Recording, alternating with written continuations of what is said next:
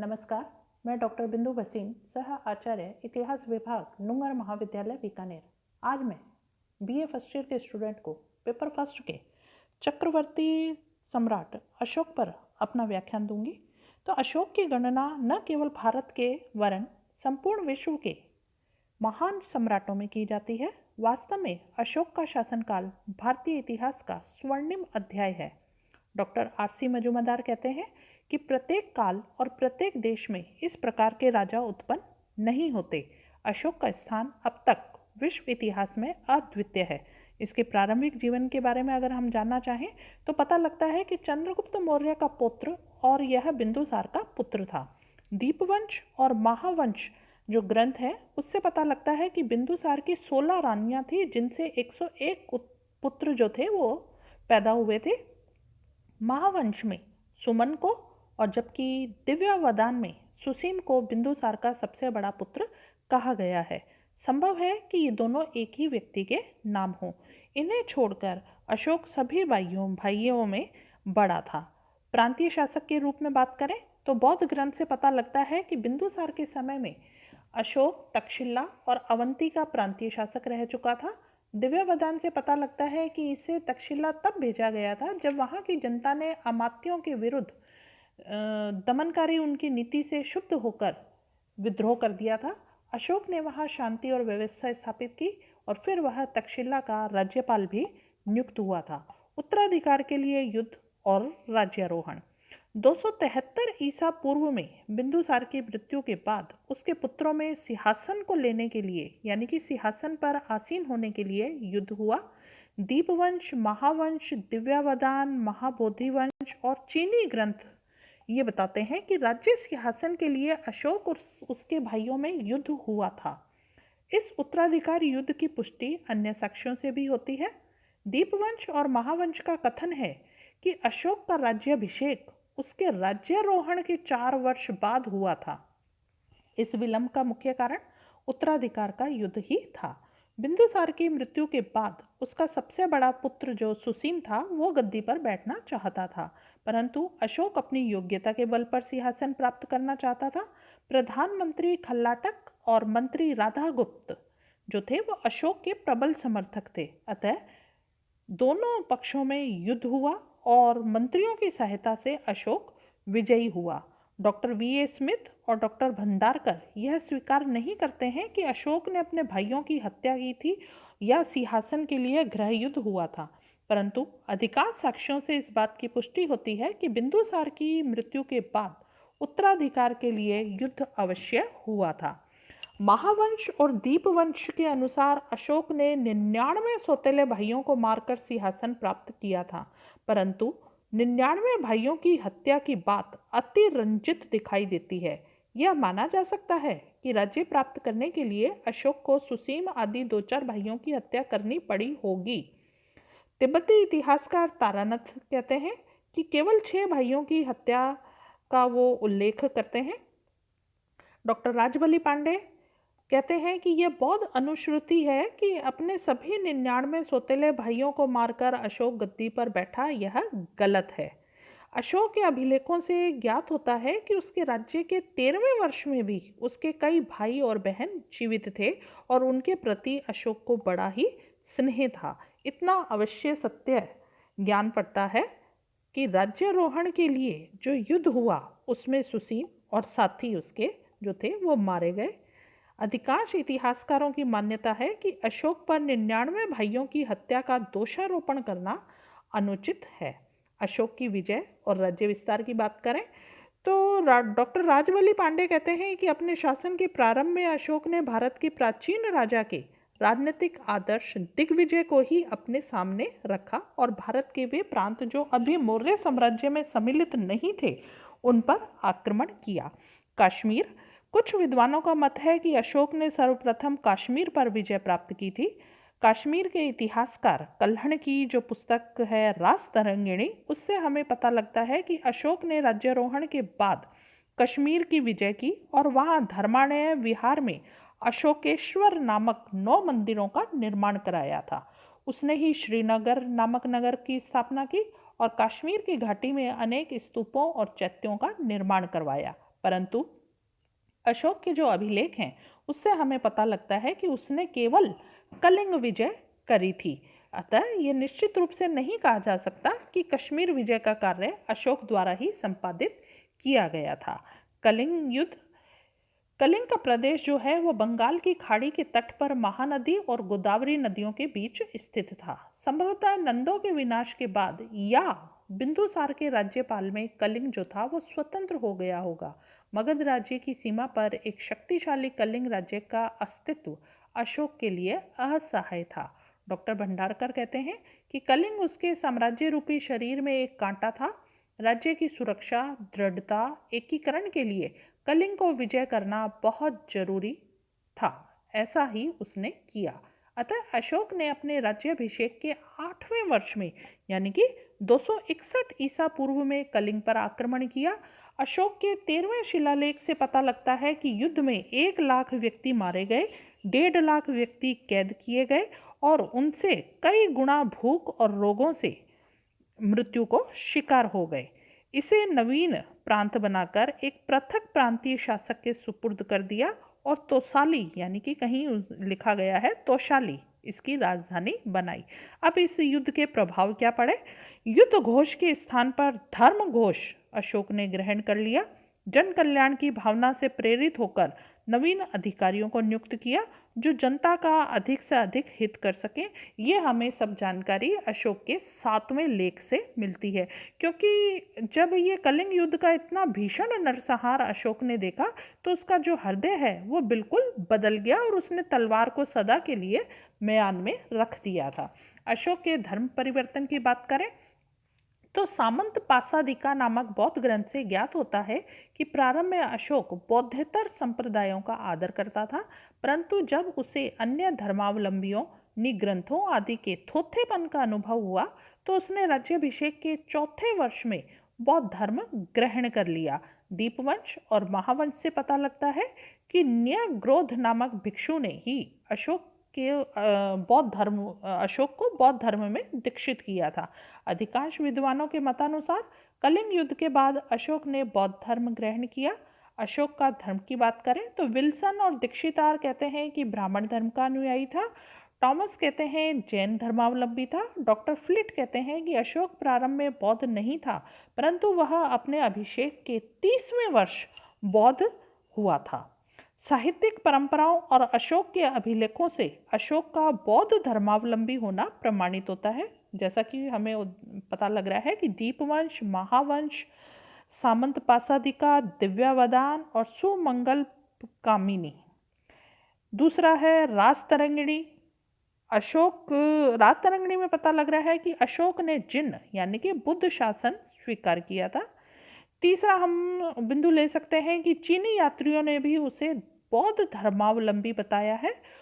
भाब्रू अभिलेख में भी अशोक ने कहा है, मैं बुद्ध के सिद्धांतों का प्रचार करूंगा जिसका अनुसरण भिक्षु और भिक्षुणी करेंगे, इसलिए मैं यह अभिलेख अंकित करता हूं ताकि लोग मेरे अभिलेख से परिचित हो जाएं। बौद्ध तीर्थों की उसने यात्रा की। अभिषेक के 10वें वर्ष में संबोधि यानी कि बौद्ध गया और 20वें वर्ष में लुम्बिनी की यात्रा की। लुम्बिनी को धार्मिक करों से मुक्त किया, भूमि कर के रूप में 1/8 भाग लेने का निश्चय किया। सारनाथ, प्रयाग, सांची के स्तंभ लेख भी उसे बौद्ध सिद्ध करते हैं। इनमें वह बौद्ध धर्म के संरक्षक के रूप में सामने आता है। पाटलिपुत्र में बौद्ध धर्म की 3री संगीति का आयोजन किया। अहिंसावादी रहा है। बौद्ध धर्म के प्रचार के लिए बौद्ध भिक्षु और भिक्षुणियों को उसने देश विदेश में भेजा। इसलिए इन चीज़ों से हमें पता लगता है कि अशोक का धर्म क्या था, बौद्ध धर्म। बौद्ध धर्म प्रचारक के रूप में उसने क्या क्या काम किया? अहिंसा का प्रसार। उसके 5वें स्तंभ लेख से विदित होता है कि राज्याभिषेक के 26वें वर्ष बाद उसने वन्य जीवों की हत्या करना बंद करवा दिया। 1 हिरन, 2 मोर की हत्या की आज्ञा दी। बाद में इसे भी उसने बंद करवा दिया। धर्म यात्राएं शुरू करवाई, धर्म महामात्रों की नियुक्ति करी। 5वें शिलालेख से यह ज्ञात होता है कि राज्याभिषेक के 13वें वर्ष में उसने धर्म महामात्रों की नियुक्ति की और ये धार्मिक भावनाओं का संचार किया करते थे। धार्मिक प्रदर्शन का काम किया, जैसे स्वर्ग लोक के दृश्य दिखाए जाते थे ताकि जनता इससे प्रभावित हो सके और अहिंसा का मार्ग अपनाए। धर्म श्रवण 7वें लेख में पता लगता है कि धार्मिक विषयों पर वाद विवाद और भाषण की व्यवस्था की गई थी। राजुक युक्त प्रादेशिक पदाधिकारी इस कार्य में योगदान अपना देते थे। धर्मलिपि बौद्ध धर्म के सिद्धांतों और उपदेशों को पत्थरों की शिलाओं, स्तंभों और गुफाओं पर उत्कीर्ण कराया ताकि जनता को आसानी से बौद्ध धर्म के इन सिद्धांतों और उपदेशों की जानकारी आसानी से मिल सके। बौद्ध धर्म की तृतीय संगीति का आयोजन, यह सभा बौद्ध आचार्य मोगली पुत्र तिष्य की अध्यक्षता में 9 मास तक चली। उद्देश्य इसका था बौद्ध संघ की आंतरिक फूट को दूर करना और बौद्ध धर्म के संप्रदायों में सामंजस्य स्थापित करना। धर्म प्रचारकों का संगठन किया। डॉक्टर वी स्मिथ कहते हैं कि अशोक द्वारा धर्म प्रचारकों को भेजा जाना मानव इतिहास में एक महत्वपूर्ण घटना है। अशोक से पूर्व लगभग 250 वर्ष तक बौद्ध धर्म गंगा की घाटी तक ही सीमित रहा था। इस स्थानीय धर्म को विश्व धर्म में परिवर्तन करना अशोक का ही कार्य था। अशोक का धम्म की बात करें तो डॉक्टर फ्लिट कहते हैं अशोक का धम्म राजधर्म था। डॉक्टर वी स्मिथ और डॉक्टर R.K. मुखर्जी कहते हैं अशोक का धर्म सार्वभौम धर्म था, परंतु अशोक के अभिलेखों में उल्लेखित धम्म संबंधी समस्त बातों का विवेचन करने से अशोक का धम्म उपासक बौद्ध धर्म प्रतीत होता है। अब धर्म के प्रमुख तत्व उसके क्या क्या थे कि सबसे पहले हम इसमें लेते हैं धम्म है क्या, धम्म क्या है। तो दूसरे स्तंभ लेख में अशोक पूछता है किए चू धम्मे, अर्थात धर्म क्या है, और स्वयं ही उसका उत्तर देता है अपासिनवे यानी कि पापहीनता, बहुकथाने यानी कि बहुकल्याण, दया दाने सचे सोचिए यानी कि चित्त शुद्धि, और माधवे यानी कि नम्रता, यही धम्म है। यानी कि पापहीनता, बहुकल्याण, चित्त शुद्धि और नम्रता, यही धम्म है। धार्मिक आचरण क्या है? माता पिता की सेवा, गुरुजनों के प्रति आदर, मित्रों, परिचितों, संबंधियों, ब्राह्मणों के प्रति उचित व्यवहार, सेवकों, दासों के प्रति अच्छा बर्ताव, पशुवध का त्याग, सभी प्राणियों के प्रति आदर भाव, संयम और थोड़ा व्यय, ये है धार्मिक आचरण। निषेधात्मक कार्य धर्म क्या है? अशोक का कथन है मनुष्य को यह समझना चाहिए कि चंडता, निष्ठुरता, क्रोध, अभिमान, ईर्ष्या, ये सब पाप के कारण हैं और उसे अपने मन में सोचना चाहिए कि इन सब के कारण मेरी निंदा न हो। आत्मनिरीक्षण पर बल देने की बात करता है वह। प्रथम स्तंभ लेख में उसने लिखवाया है कि जो धर्म है वो कामना परीक्षा, सेवा, पाप से भय, परम उत्साह के बिना इहलोक और परलोक में सुख प्राप्ति संभव नहीं है। धम्म मंगल, कर्मकांडों और अनुष्ठानों को अनावश्यक मानता है। 5वें अभिलेख में लिखता है कि लोग बहुत से मंगल करते हैं, जैसे पुत्र पुत्रियों के विवाह, पुत्र जन्म, यात्रा आदि, किंतु यह मंगल अधिक फलदायक नहीं है। धर्म जो है वो मंगल अधिक फलदायक कब है? जैसे कि दासों सेवकों से उचित व्यवहार करो, प्राणियों के प्रति अहिंसा रखो और ब्राह्मणों को दान दो। सभी धर्मों की सार्ववृद्धि धार्मिक सहिष्णुता पर बल देते हुए कहता है कि जो मनुष्य अपने संप्रदाय का गुणगान करता है और दूसरों के संप्रदाय की निंदा करता है वह वास्तव में अपने संप्रदाय का ही अहित करता है। धर्म की विशेषताएं क्या है? वो कहता है सार्वभौमिकता। अशोक के दूसरे और 7वें स्तंभ लेख से पता लगता है कि उसने मनुष्यों और जीवों के कल्याण के लिए अनेक कार्य किए। नैतिक आदर्शों पर बल देता है। माता पिता, गुरुजनों का आदर करना, प्राणी मात्र के प्रति दया प्रकट करना, सत्य भाषण करना, मित्रों, परिचितों, संबंधियों, ब्राह्मणों के प्रति उदारता का व्यवहार करने पर वह बल देता है। पाखंडों और कर्मकांडों पर प्रभाव, यज्ञों में पशु बलि पर रोक लगाई उसने। मन, वचन, कर्म की पवित्रता और चरित्र की शुद्धता पर उसने बल दिया। अहिंसा का पालक है वो, धार्मिक सहिष्णुता का उपासक है, सामाजिक नीतिशास्त्र की व्यवहारिक संहिता, वह दर्शन की अपेक्षा शील पर अधिक बल देता था। उसकी मान्यता थी कि कुमार्ग पर जाना बहुत ही सरल है, परंतु सभी के लिए, विशेषकर बड़े लोगों के लिए सदाचारी बने रहना बड़ा ही कठिन है। मानता था कि प्रशासकीय नियमों की अपेक्षा नैतिक उपदेशों के द्वारा किया गया विचार परिवर्तन अधिक श्रेष्ठ है। इससे नैतिक उत्थान होता है। धर्म का स्वरूप की बात करें तो डॉक्टर फ्लिट महोदय कहते हैं कि अशोक ने जिस धर्म का प्रतिपादन किया है वह वस्तुतः राजधर्म है, परंतु इस बात को स्वीकार करने में यह कठिनाई पैदा होती है कि राजधर्म राजा के पालन और अनुसरण करने के लिए होता है, न कि प्रजा के लिए। अतः राजधर्म नहीं हो सकता। Doctor V.A. Smith, doctor Radha Kumud Mukherjee कहते हैं कि धर्म जो है वो सार्वभौमिक धर्म है, जिसमें प्राय सभी धर्मों के सरल और व्यवहारिक सिद्धांतों का संकलन था। इस मत के समर्थन में दो मुख्य तर्क दिए गए। पहला ये कि धर्म में ऐसा कोई विशिष्ट सिद्धांत नहीं है जो तत्कालीन अन्य धर्मों में न मिलता हो। दूसरा, धर्म में कुछ ऐसी बातें हैं जो बौद्ध धर्म में नहीं मिलती और जैन धर्म से ली गई हैं, अतः इसे सब धर्मों का सार मानना चाहिए, किंतु यह मत भी निरपेक्ष नहीं है। डॉक्टर भंडारकर, डॉक्टर हेमचंद्र राय चौधरी कहते हैं कि अशोक का धर्म जो है उपासक बौद्ध धर्म था।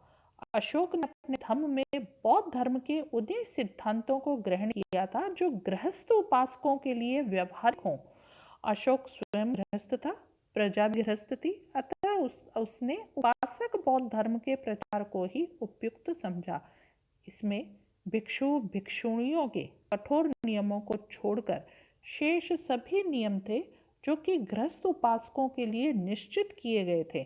अशोक के धर्म और बौद्ध धर्म में काफी निकट का संबंध हमें दिखाई देता है। अशोक के धर्म का उसकी नीति पर क्या प्रभाव पड़ा, हम देखते हैं कि साम्राज्यवादी नीति पर अंकुश लगा, अपनी प्रजा की नैतिक और भौतिक उन्नति के लिए अपना तन मन धन समर्पित कर दिया, लोकहित कार्यों को प्राथमिकता दी। कुछ विद्वानों की मान्यता है कि अशोक की धर्म विजय की नीति के फलस्वरूप भारत की सैनिक शक्ति का ह्रास हुआ। Doctor R.D. बनर्जी के अनुसार मौर्य वंश के पतन के कारणों में अशोक स्वयं भी एक प्रमुख कारण था। उसके आदर्शवाद, धार्मिक भावना ने सेना के अनुशासन को महान आघात पहुंचाया। डॉक्टर भंडारकर कहते हैं कि अशोक द्वारा विजय नीति की बजाय धर्म विजय की नीति अपनाने से यद्यपि आर्थिक दृष्टि से बहुत सारे परिणाम निकले, परंतु राजनीतिक दृष्टि से अत्यंत खराब परिणाम निकले। तो हमने देखा कि अशोक ने किस तरह से तो राज सिंहासन प्राप्त किया और किस तरह से उसने कलिंग विजय के बाद अपने हृदय को परिवर्तित करके धर्म को, यानी कि बौद्ध धर्म को किस तरह से प्रचार करने में अपनी शक्ति लगाई। और ऐसा बात नहीं है, उसने अन्य धर्मों की भी अच्छी बातों को स्वीकार किया। धन्यवाद।